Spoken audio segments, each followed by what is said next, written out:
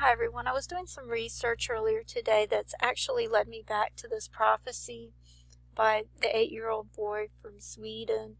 And I think I understand now why the rapture didn't happen Sunday morning on Easter morning the way he had seen in this vision. I think I understand what God was trying to show him.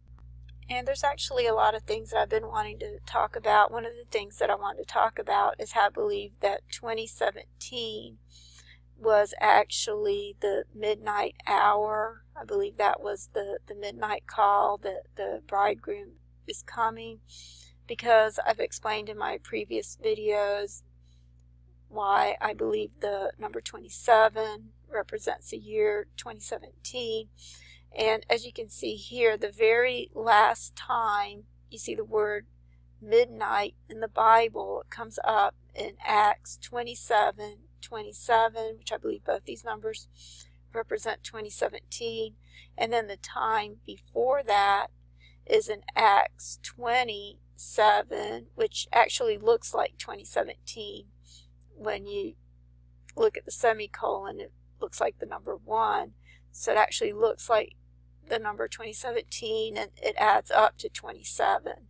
And this is the very last time you see the word midnight in the Bible.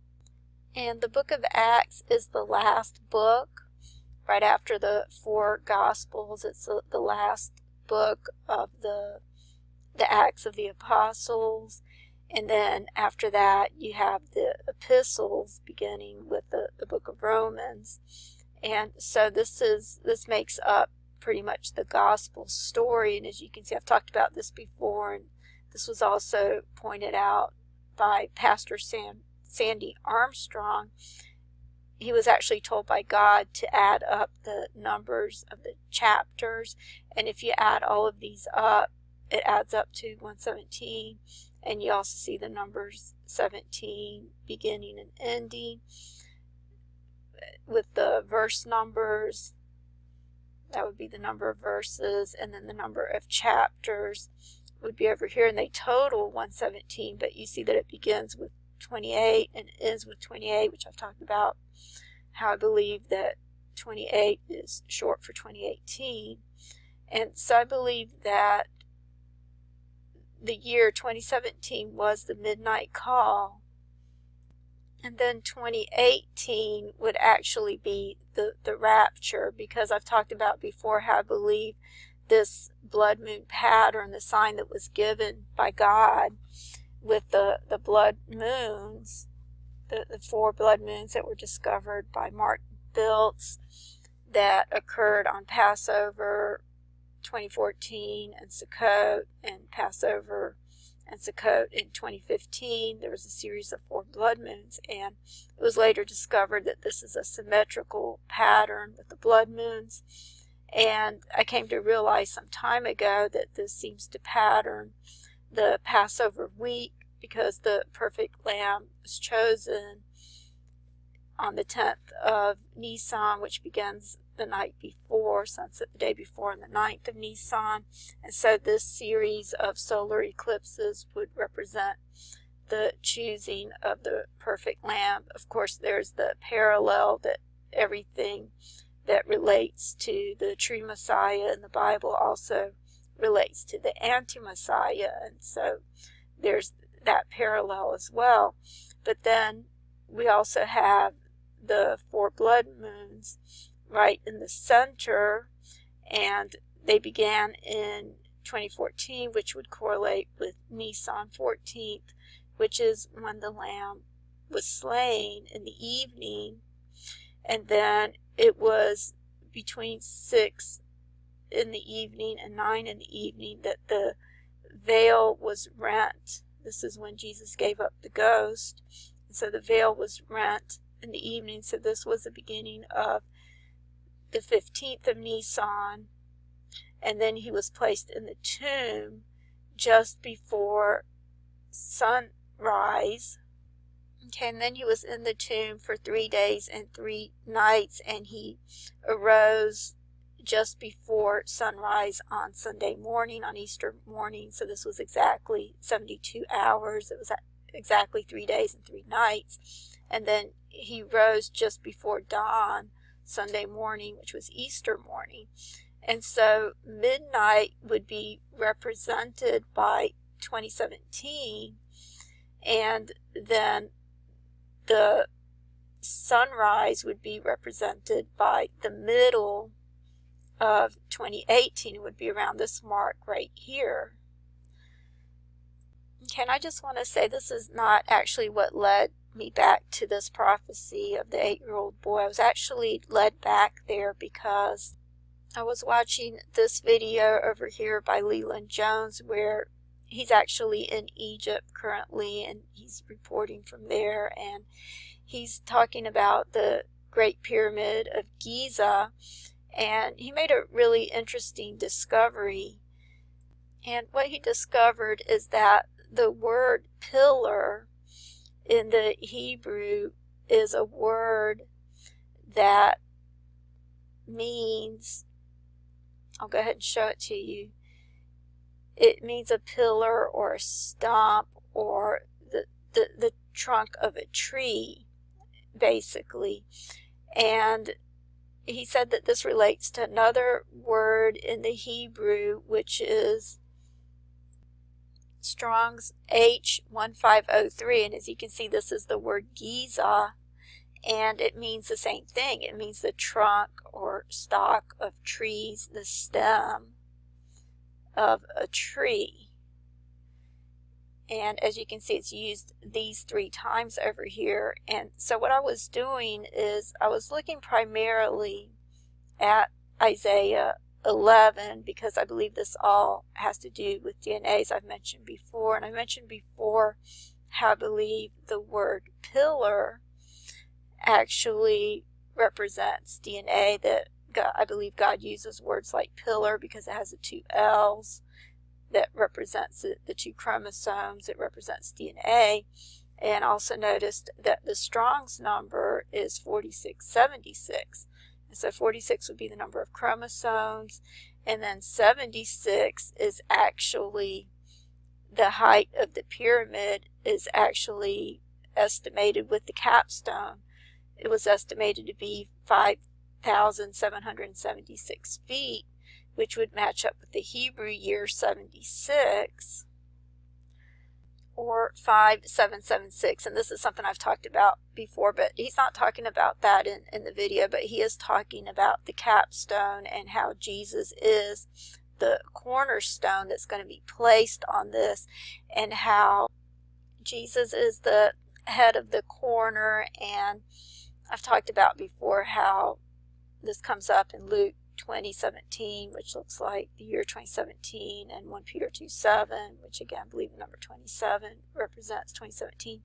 It's also talked about in Zechariah 4, and I've talked about how the 2 candlesticks and the 2 olive trees are mentioned in verse 11, and then it's in Revelation 11:4 that talks about the 2 olive trees and the 2 candlesticks, and it's in Zechariah 4 that it talks about the head of the corner being placed on the temple.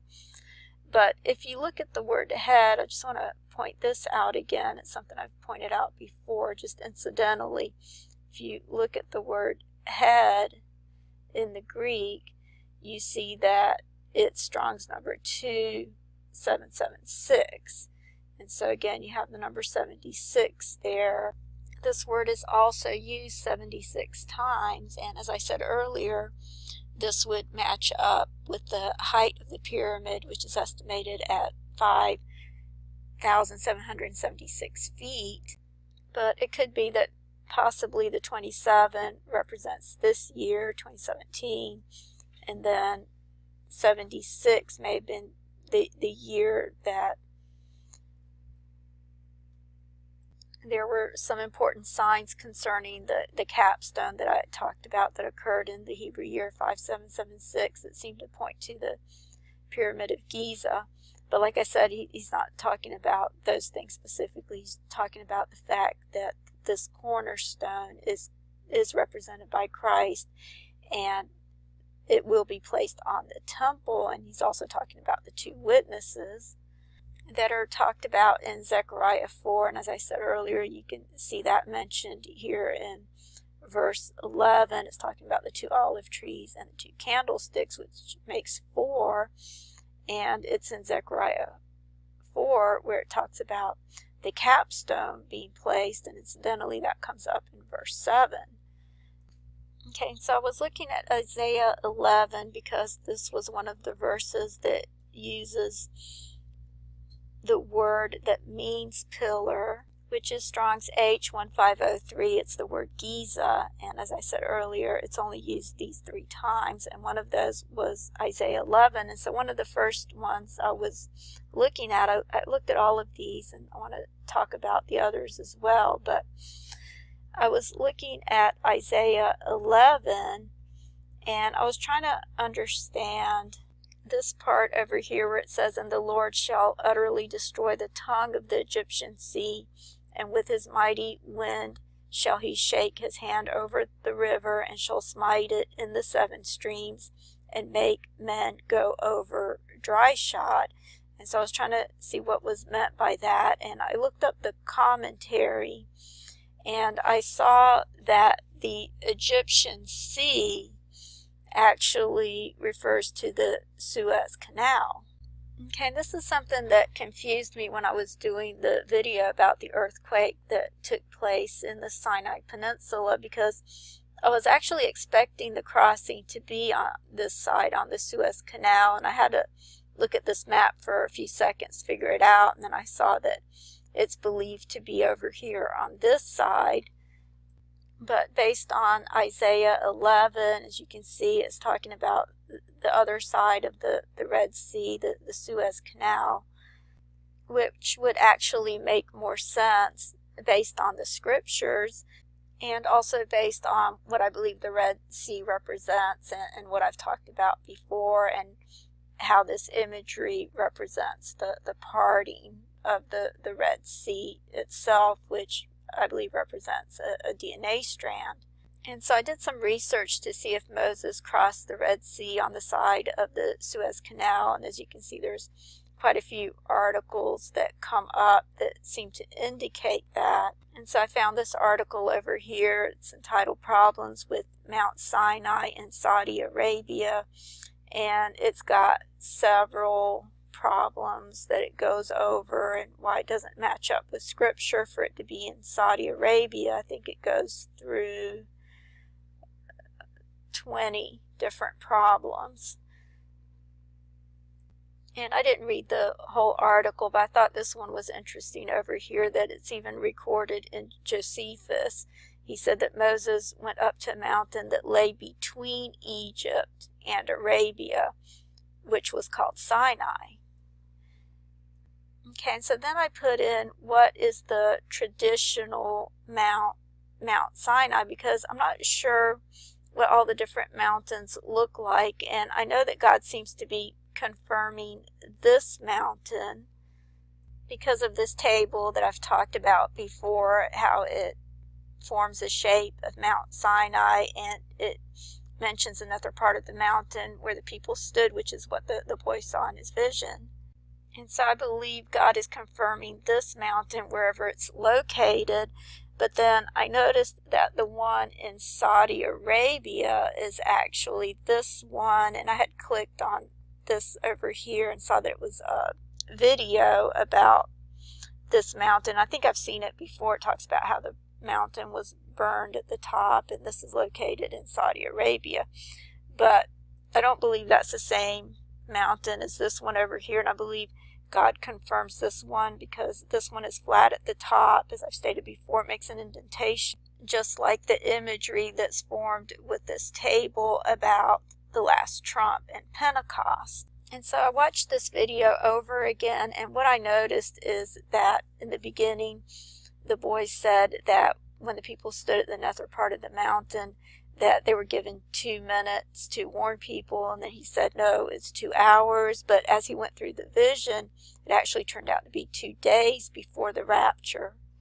And so what I think God was showing him was the pattern of the Passover week, and that the 2 days are not literal.